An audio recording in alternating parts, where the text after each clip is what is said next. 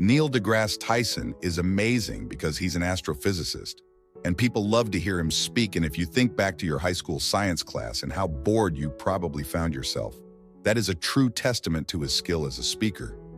Today, we're going to analyze his most powerful tools so that you can learn how to make totally mundane topics extremely fascinating, and if you're the type of person who struggles to make even really interesting stories.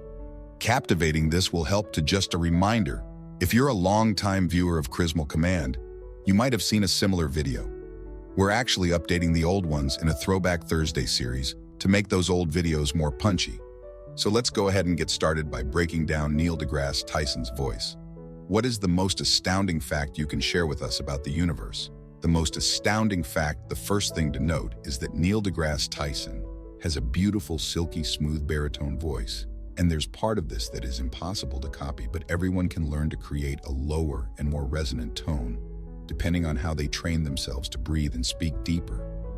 More resonant tones come from breathing deep and contracting the diaphragm when you produce sound, and that means that the expansion occurs in your belly and low back, rather in your chest when you breathe in.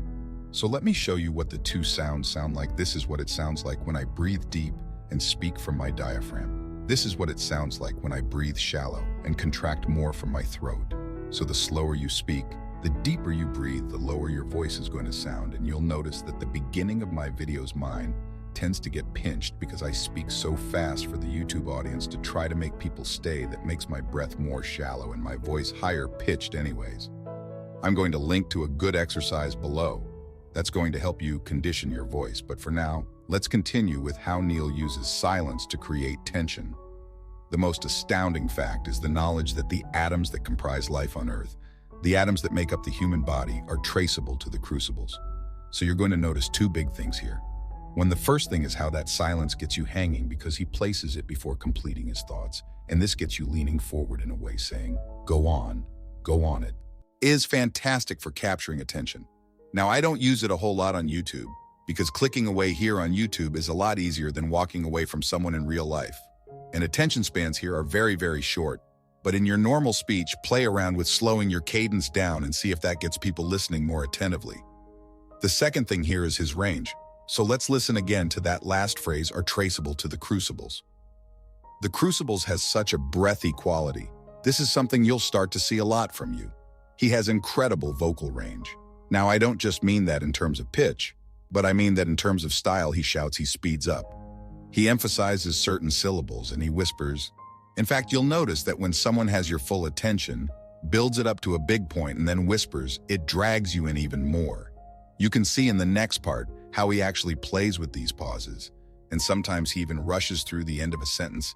He actually blows right by periods as he does in this next part, when he says these stars that cooked light elements into heavy elements in their core under extreme temperatures and pressures, these stars, the high mass ones among them. You see that he actually shifts the speed and the rhythm. He doesn't always pause after his periods, and he doesn't always connect words right next to one another. Sometimes he adds a giant pause in the middle of a sentence that makes his speech much more interesting. So just watch now how he plays with the cadence, the rhythm, and the style in this next clip. When unstable in their later years, they collapsed and then exploded, scattering their enriched guts across the galaxy. Guts made of carbon, nitrogen, oxygen, and all the fundamental ingredients of life itself. These ingredients become part of gas clouds that people talk about speaking in monotone, and that's when you talk like this.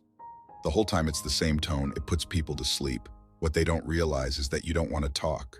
In mono, anything, you don't want to talk mono speed and always talk at the same pace. You don't want to be mono rhythm and pause only at commas and periods. And you definitely don't want to be mono style. You want to experiment with breathiness and punctuated syllables. That variety is what makes a good style. Now, I can't play this entire clip, but you get the idea of how a mix of these different elements is going to create Neil deGrasse Tyson's unique style and unique voice. But you shouldn't just copy his style, you should simply pay attention to how he uses each of those elements for different effects. Think of it kind of as colors on a palette. Your own speaking style will be determined by how you use those different colors. You just want to make sure that you have access to the whole palette. So alter the speed, alter the tone, alter the rhythm, alter the volume, alter the breath enos and the style. Each of those, when compounded and added together, is going to give you 10 times more expressiveness in your voice. and help you to command the attention of rooms full of people, no matter what you're talking about. Anyways, I hope that you guys have enjoyed this throwback video. I'm going to include a link to an exercise that I love from Elliot Hulse. It's going to help you speak more from your diaphragm, as well as a link to the original video. Because Neil's answer here is really very beautiful. Both of those are going to be in the description now. If you like this and want to learn more about speaking with confidence, we actually have another video setup that's going to help you to do that. It covers an exercise you can do before any big event, whether that's a presentation that you have to give for work or just speaking to someone that you want to impress at a job interview or a date. So if you want to see that exercise that increases confidence in about 1 minute, go ahead and click the annotation here or the link in the description. It's going to take you to a page where you can drop your email and get immediate access to that video. For the rest of you, let me know if you want more throwback videos on Thursdays in the comments. I know that some of you may have seen the original, and I only want to continue to do these if they're genuinely helpful. So please let me know what you think. If you're new to this channel and haven't already, please make sure to subscribe. You're going to get notifications whenever we release a new video so that you don't miss anything. I just get really excited at the speed that the channel is growing, and it means a lot to me. So I hope that you all have enjoyed this, and I will see you in the next video.